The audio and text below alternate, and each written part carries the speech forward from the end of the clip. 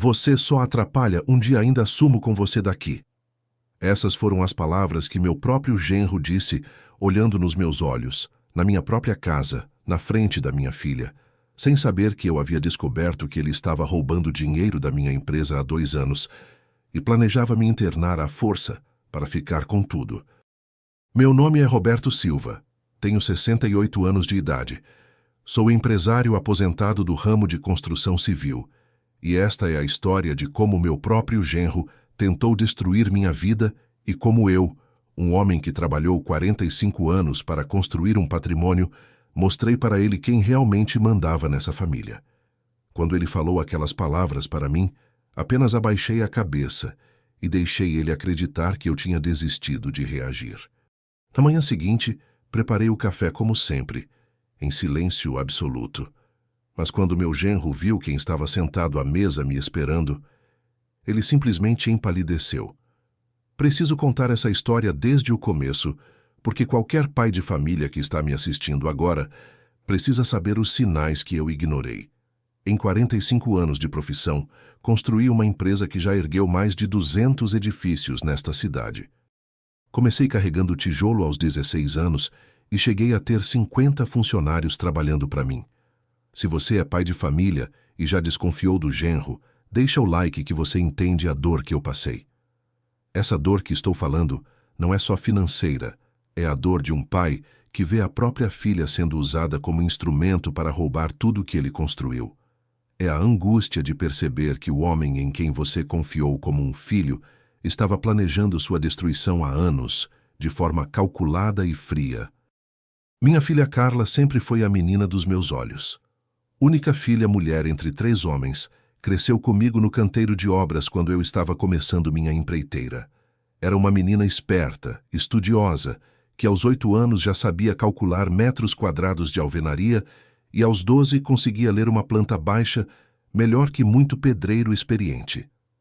Carla se formou em administração na melhor universidade particular da cidade, curso que eu paguei trabalhando até os sábados e domingos. Ela sempre me ajudou com a parte burocrática da empresa, organizava contratos, cuidava da folha de pagamento, era meu braço direito nos negócios. Aos 28 anos, ela conheceu o Daniel numa festa de formatura de uma amiga. Daniel parecia um rapaz de família de verdade. Tinha 30 anos, era contador formado, bem vestido, educado, falava de investimentos e negócios com propriedade que me impressionava. Usava terno e gravata mesmo nos fins de semana, cabelo sempre bem cortado, sapatos engraxados. Nas primeiras vezes que veio em casa, sempre trazia flores para minha esposa e conversava comigo sobre a empresa por horas. Ele dizia que admirava homens que construíram alguma coisa na vida, que respeitava minha trajetória de começar do zero. Seu Roberto, o senhor é um exemplo para mim. Ver um homem que saiu da pobreza e construiu um império através do trabalho honesto me inspira muito. Palavras que todo pai gosta de ouvir sobre seu legado.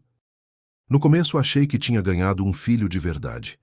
Minha esposa Maria José, Deus a tenha em sua santa glória, faleceu de câncer quando Carla tinha 25 anos. Foram 2 anos de luta contra a doença. Gastei mais de 300 mil highlights em tratamentos particulares, mas não consegui salvá-la. Quando o Daniel apareceu na vida da Carla 3 anos depois, pensei que era uma bênção de Deus. Pensei que finalmente tinha alguém para cuidar da minha filha quando eu não estivesse mais aqui. Alguém que ia continuar o legado da família, que ia proteger os netos que viriam, que ia manter unida a família Silva. Confiei nele como confiei em poucos homens na minha vida, como confiei no meu sócio que morreu em 1998, como confiei nos meus irmãos mais novos. Minha casa fica num bairro nobre da zona sul da cidade, uma construção de 3 andares que eu mesmo projetei e construí nos anos 90. São 450 metros quadrados de área construída, com piscina, churrasqueira, garagem para 4 carros, jardim com árvores frutíferas que plantei com minhas próprias mãos. Cada tijolo daquela casa foi assentado pensando no futuro da minha família. Tenho uma empresa de construção que durante 40 anos ergueu prédios, casas e galpões por toda a região metropolitana. A Silva Construções é conhecida pela qualidade e pontualidade. Nunca atrasamos uma obra, nunca entregamos um serviço mal feito, nunca caloteamos um fornecedor. Nossa reputação é nossa maior riqueza. Sempre fui um homem de palavra que pagava em dia e tratava os funcionários com respeito. Tinha pedreiro que trabalhou comigo por 20 anos, mestre de obras que começou como servente e terminou como sócio de algumas empreitadas. Acreditava que sucesso verdadeiro se constrói junto com as pessoas, não passando por cima delas. Construí um patrimônio sólido ao longo de 4 décadas. A empresa avaliada em 2,5 milhões. 3 imóveis alugados que rendem 18 mil reais mensais, uma chácara de 20 hectares no interior com gado e plantação, casa própria quitada e uma reserva de 800 mil reais aplicada em CDBs e fundos conservadores. Tudo fruto de trabalho honesto e planejamento familiar. Quando Carla se casou com Daniel em maio de 2019, fiz questão de dar a eles uma festa digna da única filha mulher. Gastei exatos 95 mil reais no casamento.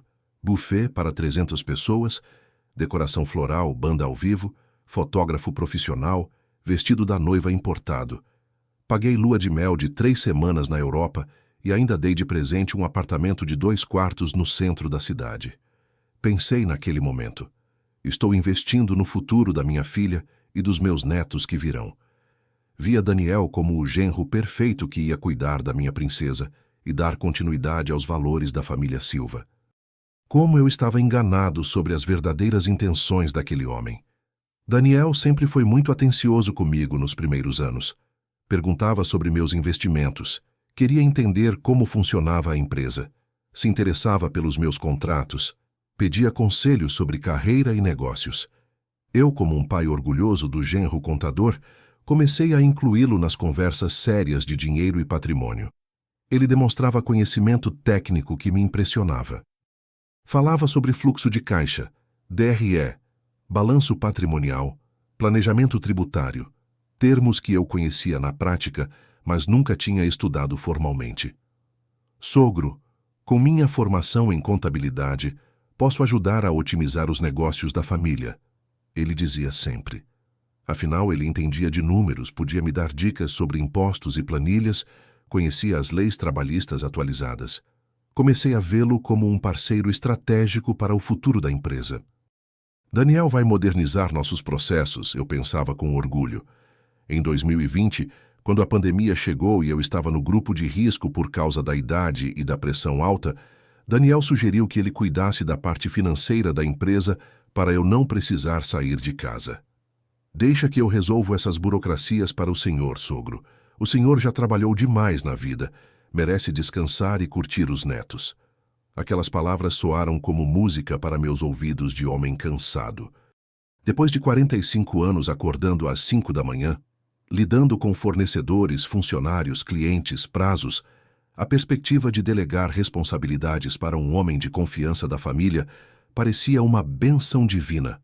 Foi quando entreguei a ele as senhas do sistema bancário da empresa, as procurações para assinar documentos em meu nome e acesso total aos contratos em andamento.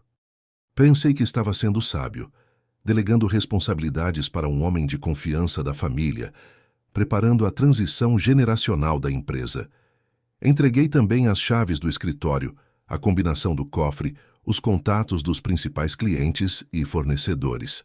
Daniel, agora você é oficialmente meu braço direito nos negócios. Conte comigo para qualquer coisa, disse no dia que passei as responsabilidades para ele. Como eu estava enganado sobre as verdadeiras intenções daquele manipulador profissional. Ele não queria ser meu braço direito, queria ser meu substituto completo. Não queria ajudar a empresa, queria sugar todos os recursos dela. Não queria cuidar da família, queria destruí-la por dentro. Durante 2020 e 2021, Daniel assumiu praticamente toda a gestão financeira da Silva Construções. Eu recebia relatórios mensais detalhados, via planilhas coloridas com gráficos bonitos, números que ele mostrava sempre com um sorriso no rosto. Tudo parecia estar funcionando perfeitamente. A empresa estava resistindo à crise da pandemia melhor que muitas concorrentes. Os pagamentos estavam rigorosamente em dia, os funcionários recebendo salários e benefícios normalmente, as obras continuavam sendo entregues no prazo. Carla estava grávida do primeiro neto. Eu me sentia realizado vendo a família crescer e prosperar. Sogro, os números estão ótimos este mês. Faturamos 180 mil reais e tivemos lucro líquido de 45 mil. Daniel dizia sempre na primeira semana de cada mês, mostrando relatórios que pareciam profissionais e confiáveis. O que fiz depois que descobri toda a verdade, minha filha nunca imaginou que seu pai era capaz. Mas antes de chegar lá, preciso explicar como um homem que construiu tudo na base do trabalho duro pode ser enganado pelo próprio genro durante 2 anos inteiros. Em 45 anos de profissão, já lidei com todo tipo de gente. Empreiteiros desonestos que tentaram me passar para trás, clientes caloteiros que sumiam quando chegava a hora de pagar, funcionários ladrões que roubavam material de obra, fornecedores que entregavam produto de qualidade inferior ao contratado. Mas nunca imaginei que seria traído por alguém da própria família, alguém que dormia na minha casa, que brincava com meus netos, que me chamava de pai. Nunca pensei que um homem pudesse usar os sentimentos de uma filha para roubar o patrimônio do sogro que o acolheu como filho. A partir de meados de 2021, comecei a notar algumas coisas estranhas no comportamento do Daniel. Ele estava sempre com roupas novas e caras, relógios importados, falando em investimentos pessoais que estava fazendo, viagens que ele e Carla faziam todo mês. Quando perguntava de onde vinha o dinheiro para tanto luxo, ele sempre tinha uma resposta convincente. Trabalhos extras de consultoria para outras empresas, investimentos em ações que estavam dando retorno, sociedade em outros negócios paralelos. Estou diversificando minhas fontes de renda, sogro. Minha filha comentava nas conversas de família que eles estavam reformando completamente o apartamento, comprando móveis importados, planejando uma viagem de 1 mês para a Disney com os filhos.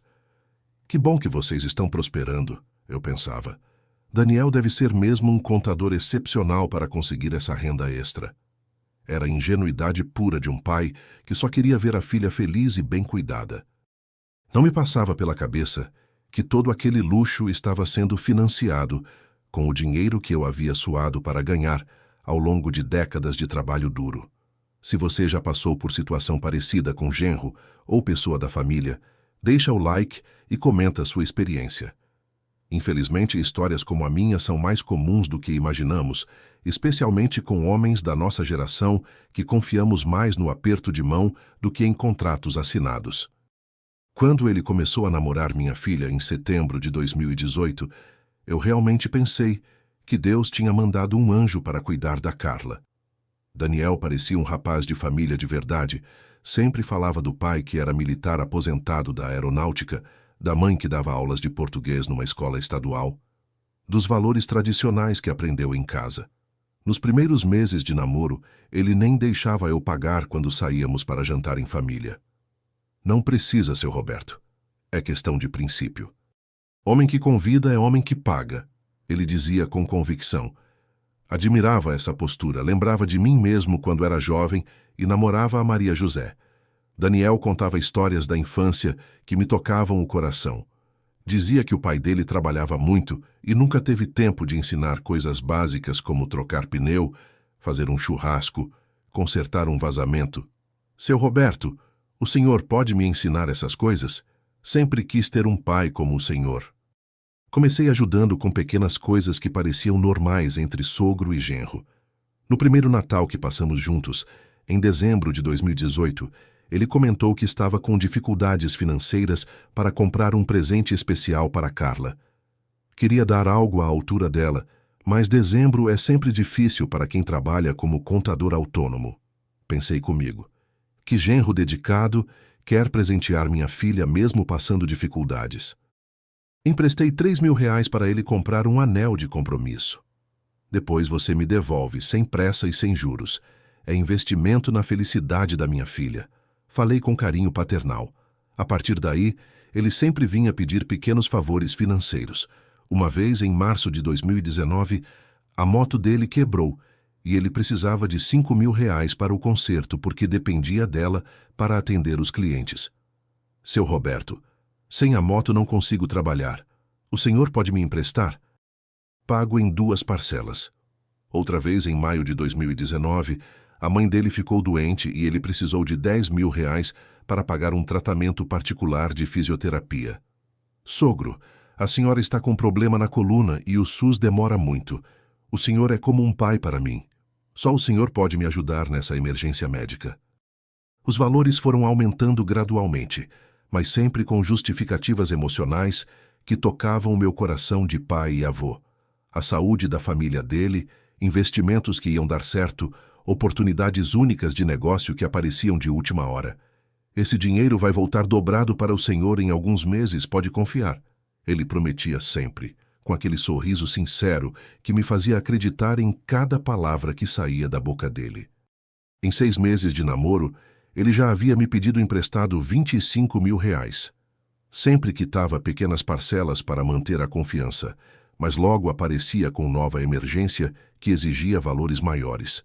Era um ciclo vicioso que eu não percebia na época. No meio de 2019, ele veio com uma proposta que parecia séria e lucrativa. Queria montar um escritório de contabilidade próprio em sociedade com um colega da faculdade. Seu Roberto, é uma oportunidade única. Meu amigo tem os clientes, eu tenho o conhecimento técnico. Só falta o capital inicial. Emprestei exatos R$ 50.000 para ele investir na sociedade do escritório de contabilidade. Ele me mostrou contratos impressos, planilhas de projeção de lucro, uma apresentação no PowerPoint que parecia muito profissional. Vamos ser sócios do meu cunhado contabilista. É uma sociedade sólida, sogro. Em 2 anos, esse escritório vai estar faturando R$ 100.000 por mês. Ele garantia, mostrando clientes em potencial, contratos já negociados, um plano de negócios que parecia sólido para meus olhos de empresário experiente.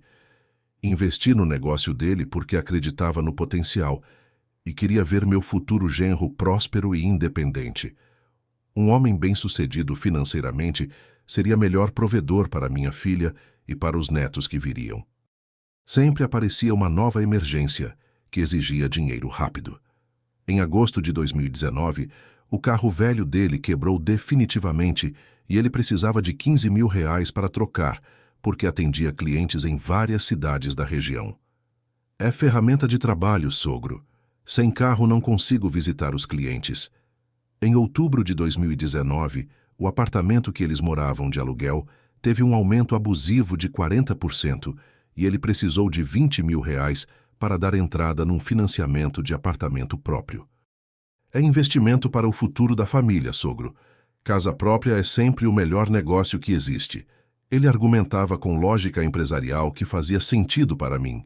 Seu Roberto, ao invés de pagar R$ 1.500 de aluguel para enriquecer outros, vamos pagar R$ 1.800 de financiamento para construir patrimônio próprio. Ele usava minha filha para me convencer em situações mais delicadas. Carla sempre vinha pedir por ele quando os valores eram maiores. Pai, o Daniel está passando por uma dificuldade temporária. Você pode ajudar? Ele tem vergonha de pedir diretamente porque não quer parecer aproveitador. Como negar algo para minha única filha mulher, especialmente quando ela vinha com aqueles olhos de quem realmente acredita que está ajudando o marido a vencer na vida? Era impossível dizer não para a Carla quando ela pedia com carinho. Ela sempre pedia por ele de um jeito que tocava meu coração de pai protetor. Pai, você sabe como o Daniel é orgulhoso e trabalhador. Ele detesta pedir dinheiro emprestado, mas dessa vez não tem jeito. A mãe dele precisa de uma cirurgia urgente e o plano de saúde não cobre. Ou então, pai, apareceu uma oportunidade de investimento que pode mudar nossa vida para melhor. Daniel fez todas as contas, analisou todos os riscos, é praticamente certeza que vai dar certo. Mas precisa de R$ 30.000 até sexta-feira. Durante o ano de 2020, com a pandemia e eu isolado em casa, ele assumiu gradualmente todas as negociações financeiras da família. Sogro, deixa que eu resolva essas questões de banco e documentos. O senhor não precisa se expor indo ao centro da cidade. Deveria ter desconfiado quando ele começou a falar sobre aposentadoria precoce aos 35 anos.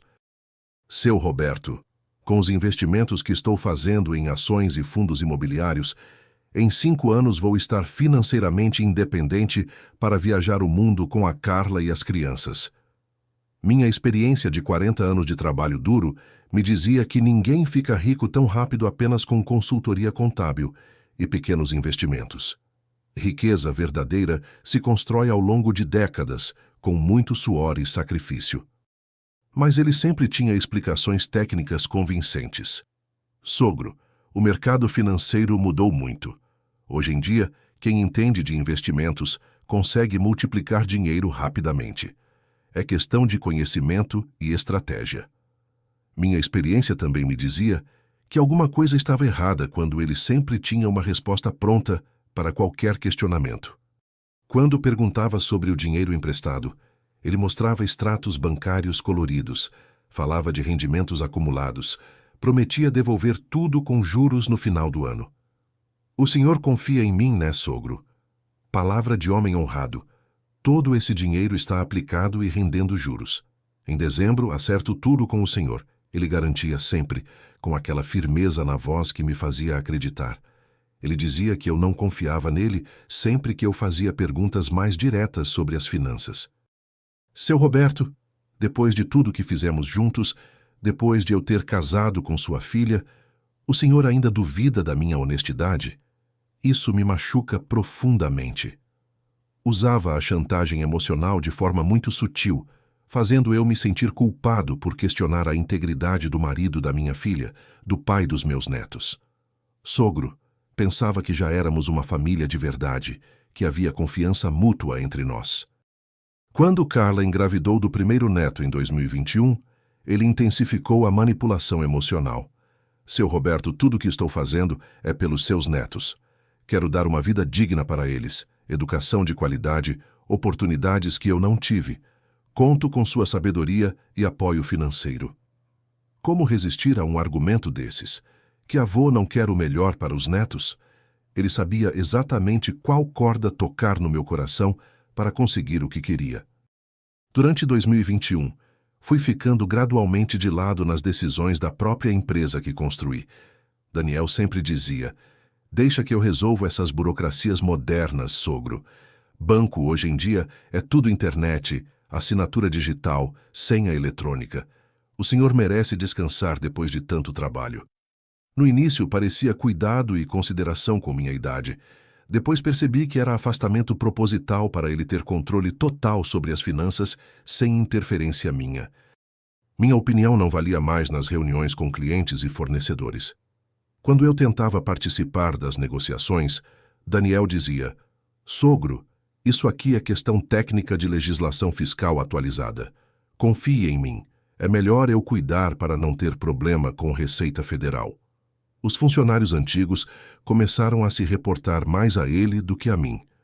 Seu Roberto, o Daniel falou que agora todas as decisões passam por ele, disse o mestre de obras que trabalhava comigo há 15 anos.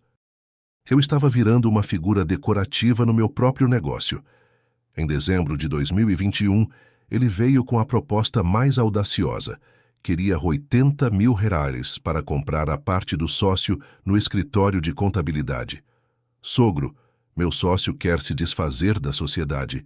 É uma oportunidade única de eu ficar com 100% do negócio. Agora vai ser só meu, seu Roberto. Vou expandir, contratar mais funcionários, abrir filial em outras cidades. Em 2 anos, devolverei toda a grana que me emprestou com juros de 20% ao ano. Ele prometia com aquela segurança que sempre me convencia. Emprestei os 80 mil reais porque acreditava que estava investindo no futuro profissional do pai dos meus netos. Um escritório de contabilidade próspero garantiria estabilidade financeira para minha filha e as crianças. Se você tem filha e genro, comenta aí suas experiências.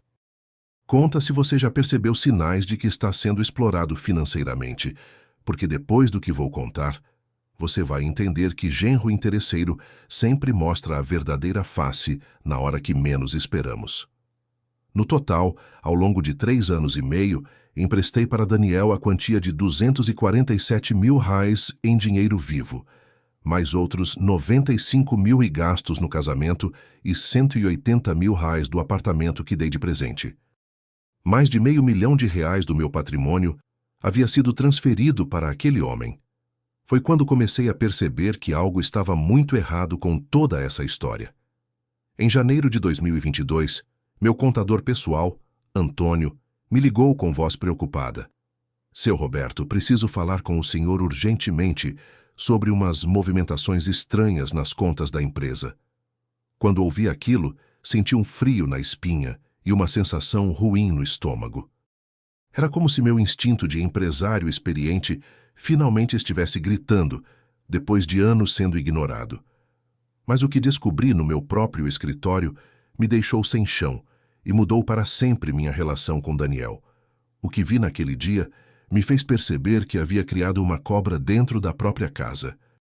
Quando entrei no meu escritório sem avisar numa quinta-feira de manhã, dia 10 de março de 2022, encontrei Daniel mexendo no meu cofre particular com um molho de chaves que eu não sabia que ele tinha.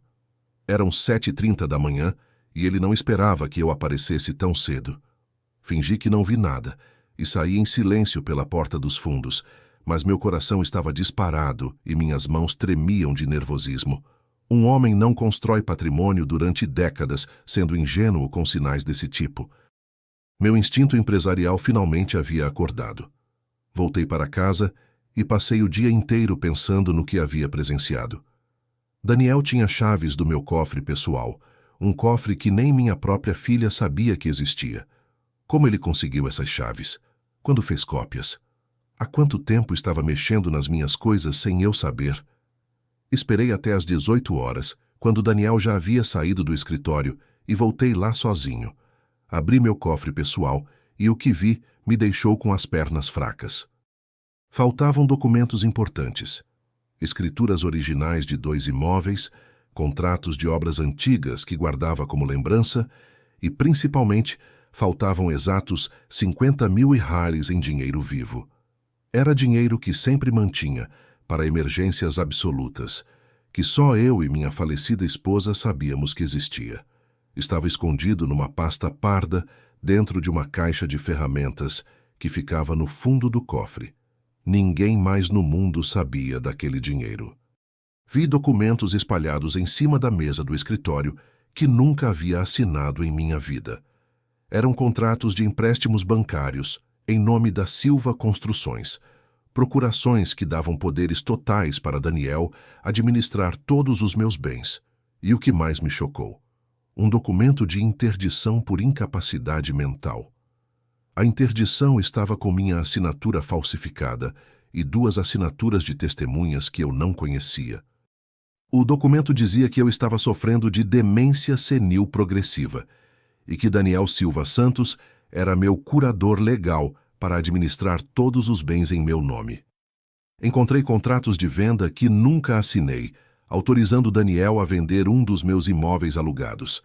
Era o prédio comercial da Rua das Palmeiras, que rendia 8 mil dólares por mês de aluguel, um investimento que comprei em 1995 e estava quitado há 15 anos. O contrato dizia que estava vendendo o prédio por 650 mil reais para renovação de ativos da empresa e que o comprador pagaria em 2 parcelas. A assinatura era claramente falsificada, mas muito bem feita. Daniel havia treinado bastante para imitar minha letra. Sentei na cadeira do escritório e comecei a vasculhar todas as gavetas procurando outras evidências. Encontrei dezenas de documentos com minha assinatura forjada. Contratos, procurações, autorizações bancárias, tudo muito bem elaborado e com aparência oficial. Comecei a vasculhar minhas contas bancárias pessoalmente, sem avisar ninguém. Liguei direto para o gerente do Banco do Brasil, onde mantinha a conta há 20 anos.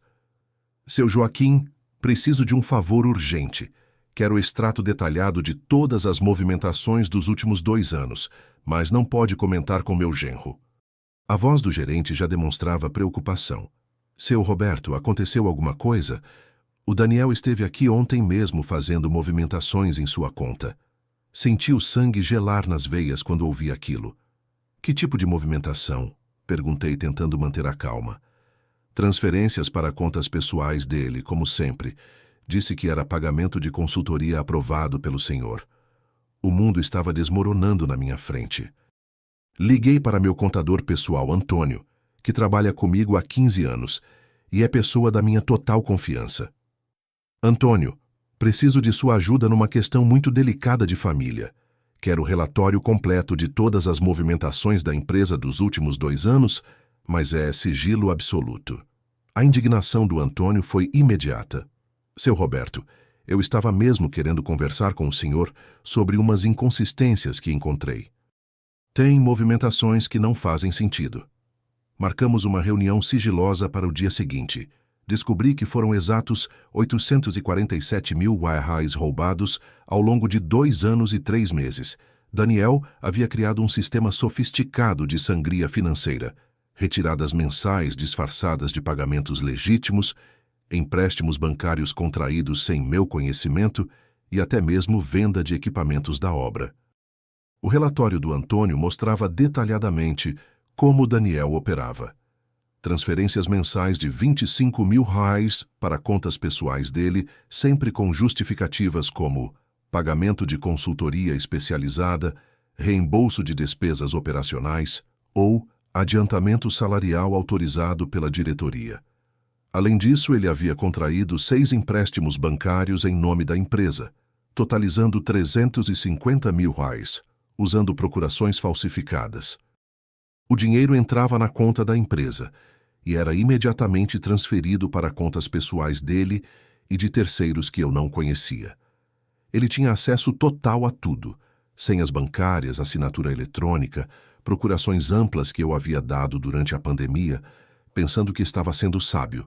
Usou minha confiança de sogro e minha idade avançada como desculpa para assumir controle absoluto dos negócios.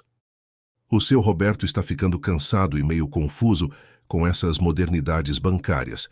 Melhor eu cuidar dessas questões técnicas, ele dizia para fornecedores, funcionários e até mesmo para o gerente do banco. O pior de tudo foi perceber que minha filha sabia de algumas movimentações suspeitas.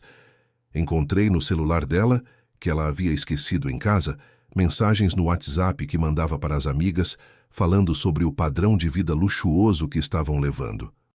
O Daniel está indo muito bem nos investimentos. Compramos um carro 0 quilômetro e estamos planejando uma viagem para a Europa, ela escrevia para uma amiga em dezembro de 2021. Meu marido é um gênio dos negócios. Em 5 anos vamos estar ricos. Encontrei também fotos que ela postava no Instagram mostrando roupas caras, restaurantes sofisticados, hotéis de luxo nas viagens que faziam todo mês. Tudo financiado com dinheiro roubado do meu patrimônio. Ela sabia da origem real do dinheiro ou era completamente manipulada pelo marido? Essa dúvida me corroía por dentro dia e noite. Minha própria filha, que criei para ser honesta e trabalhadora, estava vivendo um padrão de vida totalmente incompatível com a renda real do marido. Será que minha Carla era cúmplice consciente do roubo ou apenas uma vítima da manipulação psicológica de um sociopata? Essa pergunta me atormentava porque determinaria como eu lidaria com ela no confronto final. Senti uma fúria que nunca tinha experimentado em 68 anos de vida. Era uma raiva misturada com decepção, traição, humilhação e desejo de vingança. Pensei nos anos que trabalhei debaixo de sol escaldante e chuva torrencial para construir aquele patrimônio tijolo por tijolo. Lembrei das madrugadas que passei no escritório, fazendo orçamentos detalhados, calculando materiais, negociando com fornecedores.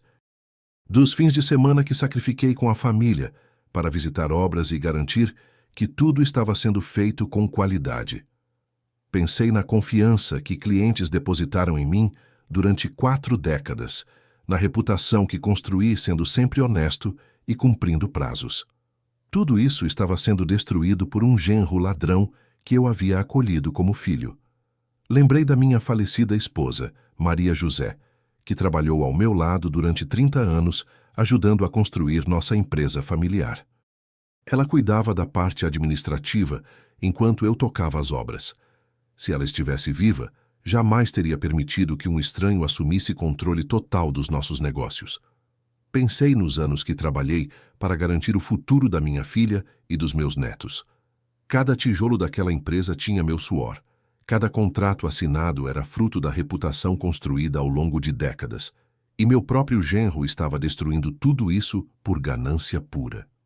Descobri que Daniel havia falsificado minha assinatura em mais de 40 documentos diferentes. Procurações, contratos de empréstimo, autorizações de transferência, documentos de venda de equipamentos, até mesmo prescrições médicas falsas para conseguir atestados de incapacidade mental. O nível de premeditação era assustador. Ele havia coletado amostras da minha assinatura ao longo de meses, treinado a falsificação até ficar perfeita, e ainda por cima conseguiu minhas digitais enquanto eu dormia após tomar medicação para a pressão alta. Descobri que havia uma procuração ampla, registrada em cartório com reconhecimento de firma falso, que permitia que Daniel vendesse todos os meus imóveis, contraísse empréstimos de qualquer valor e até mesmo me internasse compulsoriamente em caso de incapacidade mental superveniente.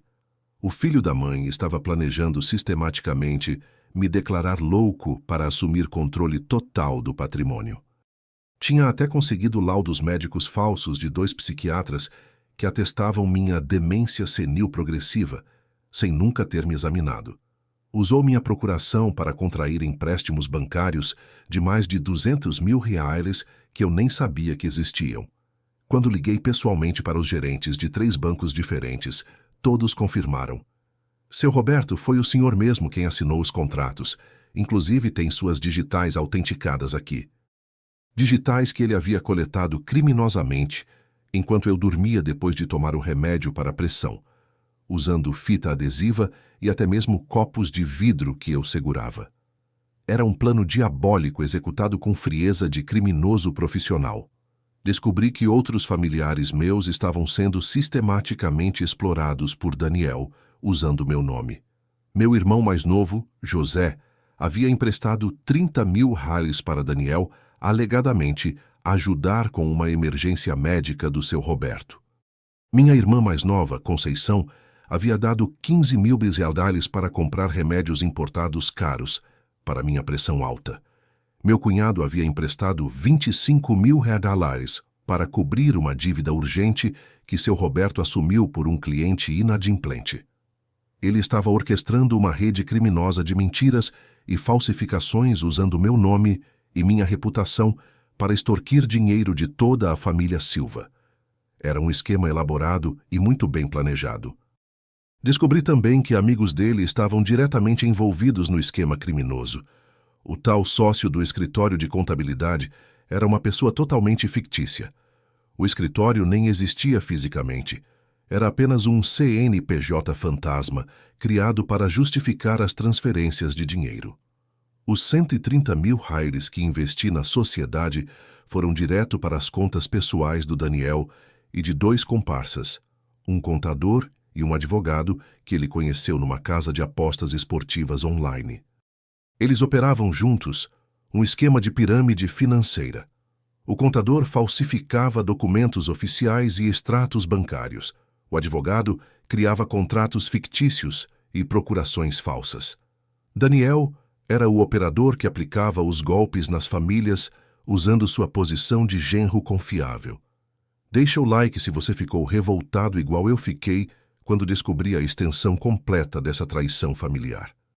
Um homem que trabalha a vida inteira para construir algo sólido para os filhos e netos não merece ser roubado pelo próprio genro dentro da própria casa. Ali mesmo, sentado sozinho no meu escritório às 23 horas da noite, vendo todas aquelas evidências espalhadas na mesa, decidi que ia acabar com a raça daquele filho da mãe. O velho bonachão e confiante havia morrido definitivamente naquele momento. Nasceu um homem determinado a proteger o que construiu com décadas de trabalho honesto e ensinar uma lição que Daniel e seus comparsas jamais esqueceriam. Eles haviam mexido com a família errada, mas antes de agir impulsivamente, sabia que precisava reunir todas as provas possíveis e montar uma estratégia que garantisse que ele pagaria por cada centavo roubado e cada documento falsificado. A vingança seria servida fria e com justiça. Fingi que não sabia de nada durante 3 meses e meio inteiros. Foi a atuação mais difícil da minha vida, mas absolutamente necessária para o sucesso da operação. Continuei tratando Daniel com a mesma cordialidade de sempre, fazendo as mesmas perguntas sobre a empresa, elogiando seu trabalho dedicado e competente. Por dentro, estava planejando cada passo da minha vingança como um general experiente preparando uma guerra decisiva. Sabia que teria apenas uma chance de acertar as contas, então cada detalhe precisava ser milimetricamente planejado. Comecei a montar minha estratégia silenciosamente, acordando às 5 da manhã para pesquisar na internet sobre crimes financeiros, consultando discretamente com advogados e investigadores particulares. Era como se estivesse estudando para a prova mais importante da minha vida. Primeiro movimento. Mudei todas as senhas bancárias sem avisar ninguém. Fui pessoalmente aos 4 bancos onde mantinha contas e expliquei que queria alterar todas as senhas por questões de segurança. Quando Daniel perguntou por que não conseguia mais acessar os sistemas, respondi calmamente. O banco pediu para trocar as senhas por segurança. Depois eu te repasso as novas. Vi o nervosismo nos olhos dele quando disse isso, mas ele tentou disfarçar. Sem problema, sogro. Quando o senhor quiser me passar, eu anoto. Estava começando a sentir que o terreno estava ficando instável sob seus pés. Instalei discretamente câmeras escondidas no escritório da empresa e até em alguns cômodos da minha própria casa. Queria flagrar Daniel mexendo em documentos confidenciais, fazendo ligações comprometedoras ou tentando falsificar mais papéis importantes. Contratei uma empresa especializada em segurança eletrônica e gastei exatos R$18.500 num sistema de vigilância profissional que ele nem sonhava que existia. Eram 12 câmeras ultra pequenas, com áudio em alta definição e transmissão em tempo real para meu celular. As câmeras flagraram Daniel várias vezes, mexendo no meu cofre, fotografando documentos com o celular, fazendo ligações suspeitas para pessoas que eu não conhecia. Tudo estava sendo gravado em alta resolução como evidência para o processo criminal. Comecei a gravar conversas telefônicas usando um aplicativo que meu neto me ensinou a instalar. Toda vez que Daniel ligava para falar sobre dinheiro, investimentos ou problemas da empresa, eu ativava secretamente a gravação. Em 3 semanas, já tinha mais de 8 horas de áudio comprometedor. Numa dessas gravações, ouvi Daniel falando com um dos comparsas. O velho está desconfiando de alguma coisa. Mudou todas as senhas bancárias e anda fazendo perguntas estranhas. Talvez seja a hora de acelerar o plano de interdição. Noutra gravação, ele disse para o tal contador falso: se der merda, a culpa é toda do velho senil. Falamos que ele autorizou tudo, mas esqueceu por causa da idade. Tenho documento médico provando demência. Procurei meu advogado de confiança, Dr. Marcos Ribeiro, que me acompanha há 20 anos em questões contratuais e trabalhistas. Doutor Marcos, preciso de sua ajuda numa questão muito delicada, envolvendo crime financeiro dentro da família. Expliquei toda a situação detalhadamente. A indignação dele foi imediata e sincera. Roberto, isso é estelionato qualificado, falsificação de documento público, apropriação indébita, formação de quadrilha. Vamos destruir esse filho da mãe e recuperar até o último centavo. Dr. Marcos me orientou sobre os procedimentos legais corretos. Primeiro, reunimos todas as evidências possíveis. Depois protocolamos representação criminal na Polícia Civil. Simultaneamente, entramos com ação de reparação de danos na Justiça Civil. Contratei também um investigador particular muito conceituado para rastrear todos os bens que Daniel havia comprado com meu dinheiro roubado. Em 10 dias, o relatório completo estava pronto e era estarrecedor. O investigador descobriu um Audi A4 de R$185 mil comprado à vista, um apartamento na praia de Guaratuba avaliado em R$380 mil, investimentos em criptomoedas de R$170 mil, um terreno de 5 mil metros quadrados no interior que estava pagando à vista. Além disso, joias para minha filha no valor de 45 mil, móveis importados de 60 mil, uma moto esportiva de 35 mil. e até mesmo investimentos numa loja de roupas femininas que a amante dele estava montando. Sim, Daniel tinha amante. Uma mulher de 25 anos que trabalhava como promotora de eventos e que ele estava bancando completamente com meu dinheiro. Apartamento alugado, carro financiado, mesada mensal de 8.000 reais, tudo custeado com o patrimônio que eu suei para construir. Deixei Daniel se sentir cada vez mais seguro e confiante, até aumentando a intimidade entre nós, propositalmente. Daniel, você tem sido mais que um genro para mim. Tem sido o filho homem que eu nunca tive. Que sorte a Carla teve em te encontrar. Levava ele para almoçar em restaurantes caros e conversar sobre nossos planos futuros para a empresa. Dizia coisas como: Daniel, estou pensando em te deixar como sócio majoritário da empresa. Você é quem mais entende do negócio hoje em dia. Via os olhos dele brilhando de ganância quando eu falava essas coisas. Ele acreditava que tinha-me completamente sob controle e que em breve seria dono de tudo. Como estava enganado sobre o que eu realmente estava planejando.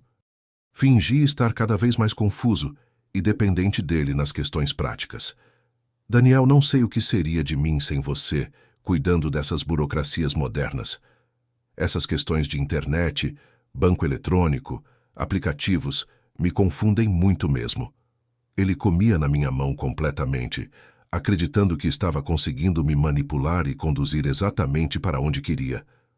Deixa comigo, sogro. O senhor pode confiar em mim para tudo. Sou da família. Para testar até onde ia a desonestidade dele, criei situações específicas para flagrar Daniel em mentiras descaradas. Disse que precisava de 150.000 reais urgente para pagar um fornecedor que estava ameaçando parar uma obra importante. Ele imediatamente disse que o dinheiro não estava disponível porque havia sido todo investido em CDBs de longo prazo que só podem ser resgatados no final do ano. Era mentira completa, gravada em áudio e vídeo. Deixei dinheiro marcado em várias situações para testar sua honestidade. Coloquei 15.000 reais em notas marcadas numa gaveta do escritório e avisei que era para a emergência da obra da Rua Santos Dumont. Em 2 dias, o dinheiro havia sumido. Quando perguntei sobre o dinheiro, Daniel disse que guardou no cofre do banco por segurança, porque a obra estava muito movimentada. Mais uma mentira gravada como evidência para o processo criminal. Comecei a questionar movimentações financeiras de forma aparentemente ingênua, mas na verdade calculada.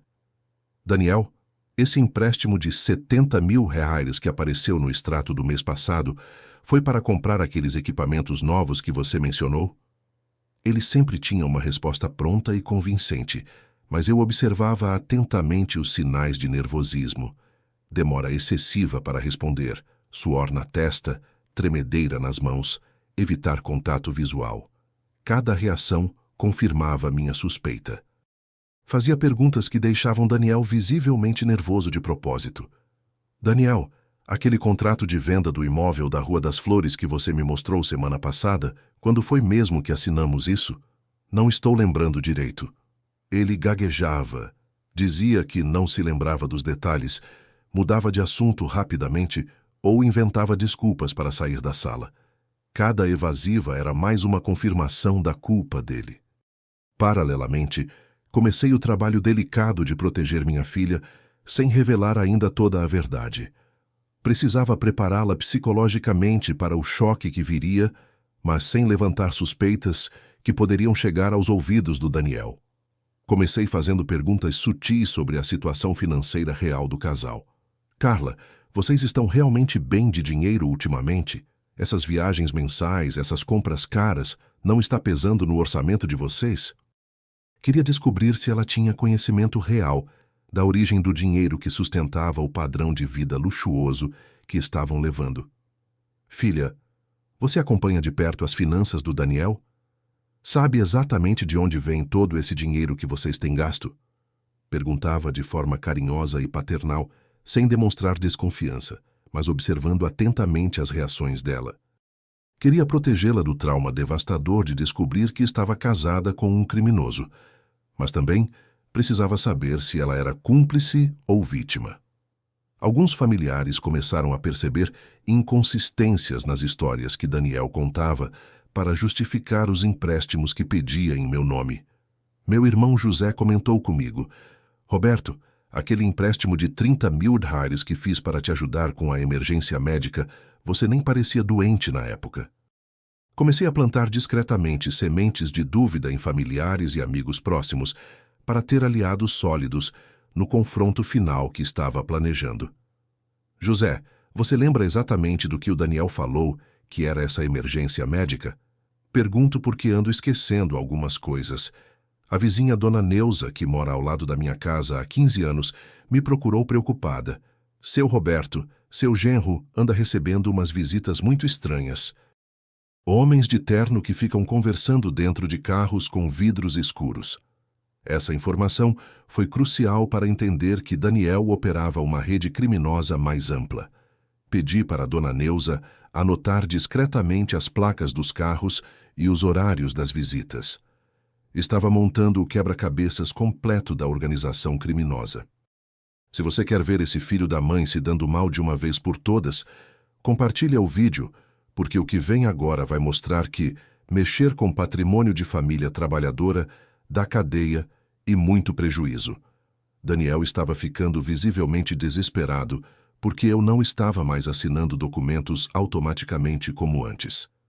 Sempre que ele trazia algum papel urgente para eu assinar, eu dizia calmamente: deixa eu analisar com calma, Daniel. Essas letras pequenas me confundem muito. Via o desespero crescente nos olhos dele, a cada dia que passava, sem conseguir acesso livre às contas bancárias e sem conseguir minha assinatura em novos documentos. Estava perdendo o controle da situação e sabia disso. Percebi que ele começou a suspeitar de alguma coisa quando fez perguntas diretas sobre as câmeras de segurança novas. Sogro, essas câmeras que o senhor instalou são para quê exatamente? Nunca tivemos problema de segurança aqui.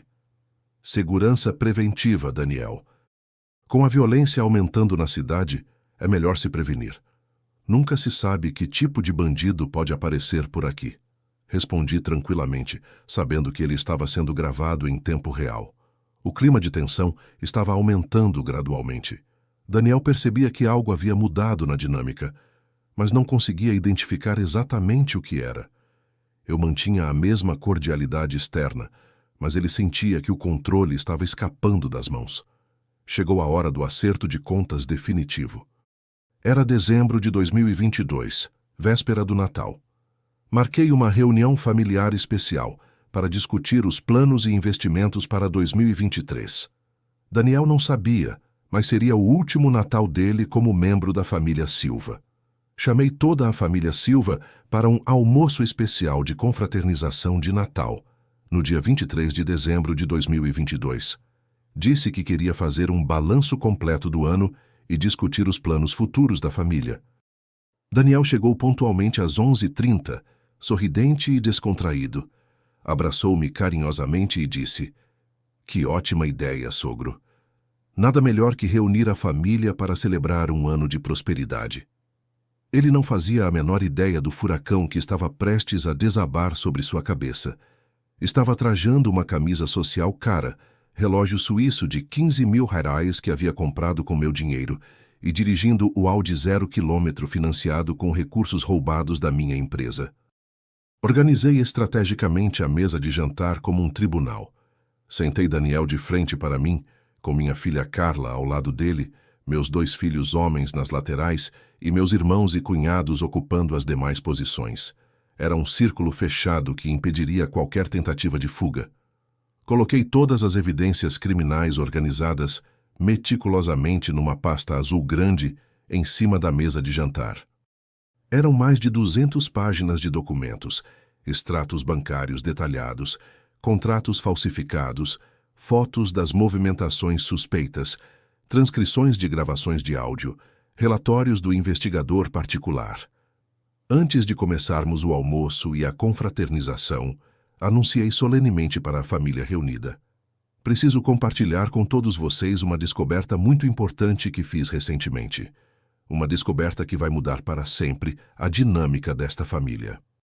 O clima na sala mudou imediatamente. Todos perceberam pela seriedade do meu tom de voz que não se tratava de uma reunião comum.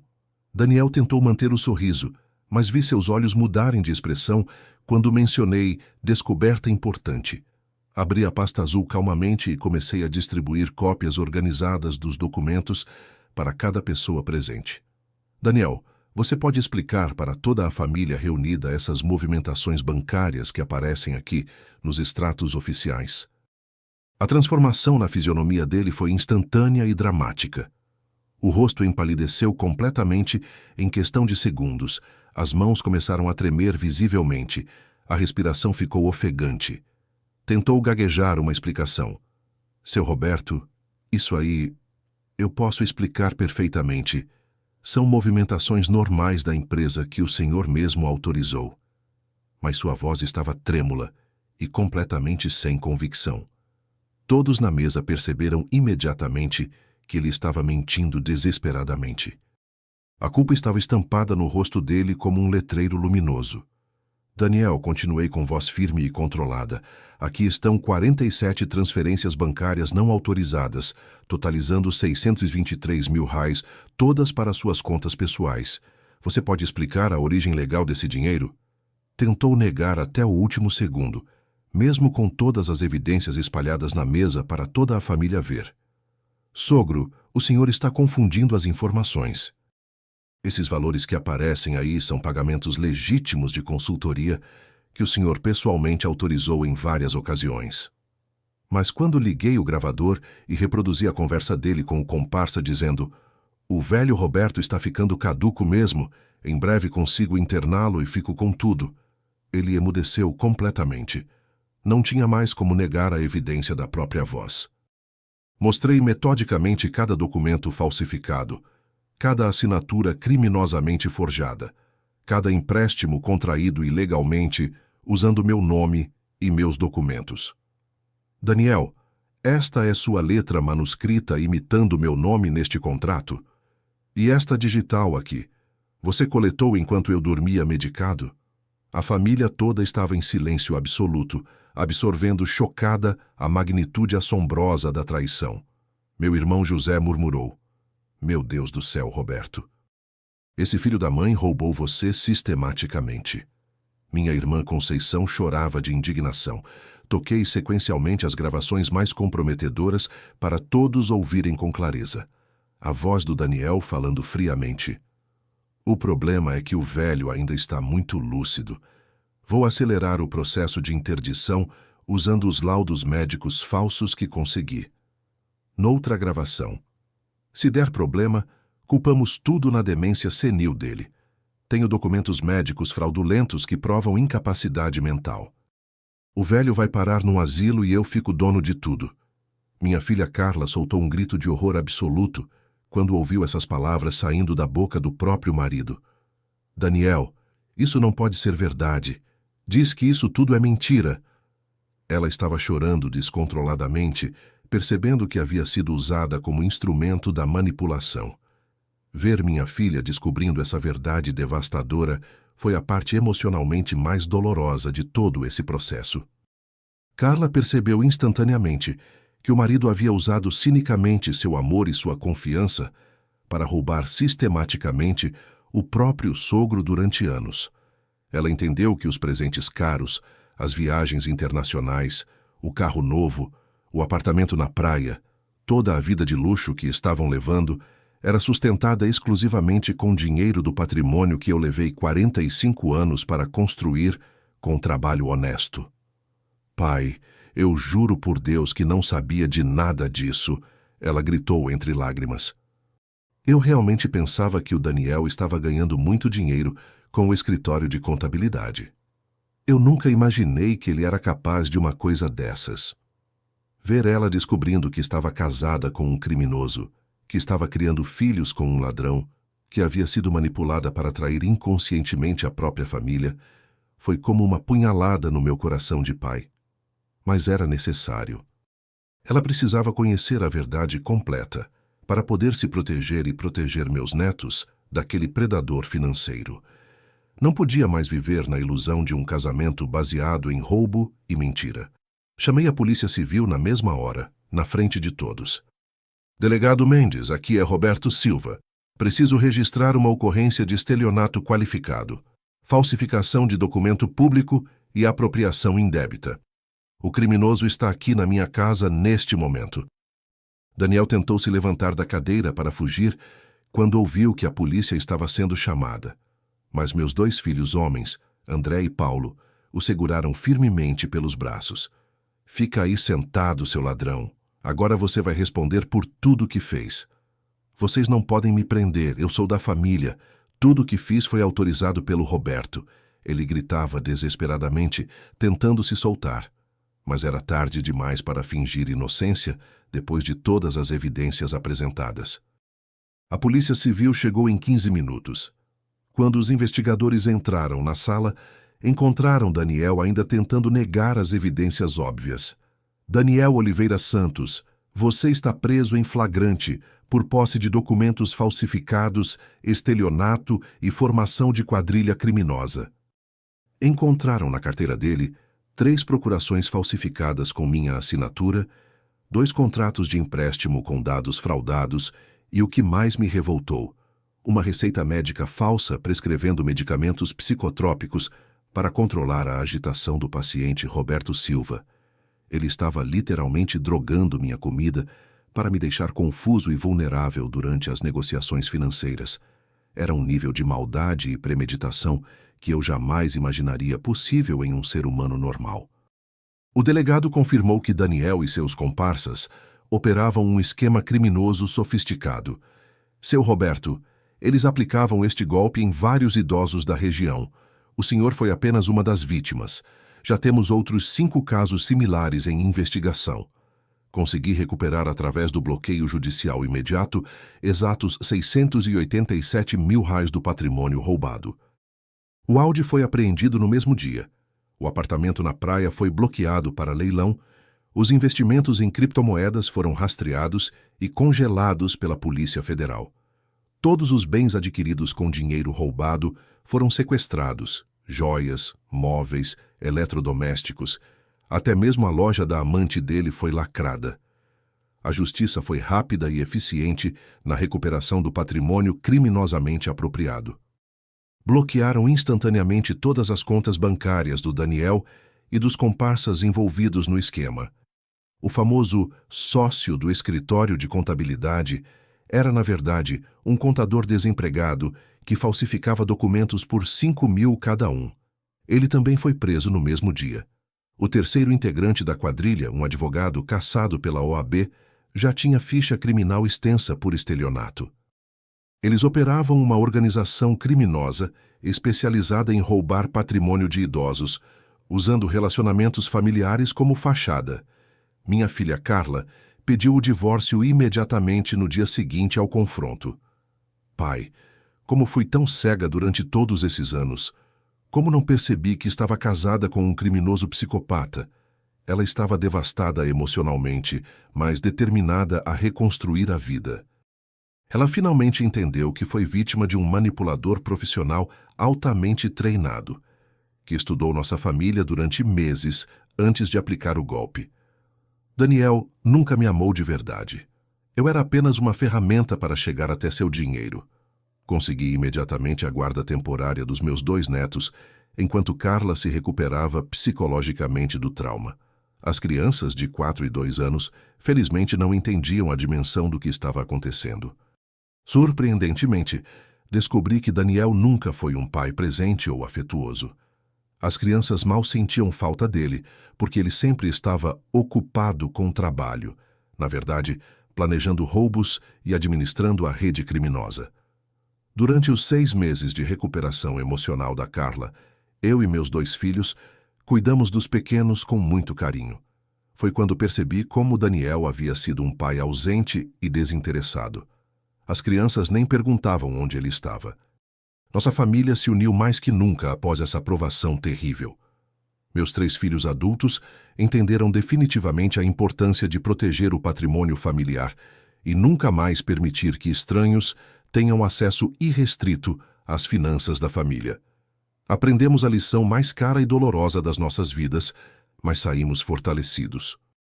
Agora temos protocolos rigorosos de segurança financeira, senhas individuais, procurações limitadas, auditoria mensal independente, controles internos profissionais. Minha filha voltou temporariamente para casa comigo com os 2 netos. Pai, preciso urgentemente reconstruir minha vida e entender como permitir que isso acontecesse. Preciso aprender a confiar novamente em pessoas. Ela se inscreveu em terapia psicológica especializada em vítimas de manipulação emocional e começou um processo profundo de autoconhecimento. Hoje, 2 anos depois, ela é uma mulher visivelmente mais forte, independente e consciente. Carla voltou a trabalhar na administração da empresa familiar, mas agora com conhecimentos atualizados de controles internos e gestão financeira. Fez cursos de especialização e se tornou uma executiva competente e desconfiada na medida certa. Os netos cresceram sem trauma, porque conseguimos protegê-los da maior parte do caos familiar. Hoje eles têm uma vida normal, feliz, segura, cercados de família que realmente os ama e protege. Aprendi definitivamente que confiança em questões financeiras tem limite rigoroso, mesmo quando se trata de família por casamento. Patrimônio construído ao longo de décadas merece proteção profissional, não apenas familiar. Nunca mais vou conceder procuração ampla para qualquer pessoa, nem mesmo filhos consanguíneos. Documentos importantes ficam sob minha guarda pessoal exclusiva. Senhas bancárias são de conhecimento único e intransferível meu. Investimentos de grande valor e empréstimos só acontecem com minha assinatura física e presença pessoal obrigatória nas instituições financeiras. Aprendi que tecnologia pode ser hackeada, mas presença física não pode ser falsificada. Daniel foi condenado definitivamente a 12 anos de prisão em regime fechado, por estelionato qualificado major.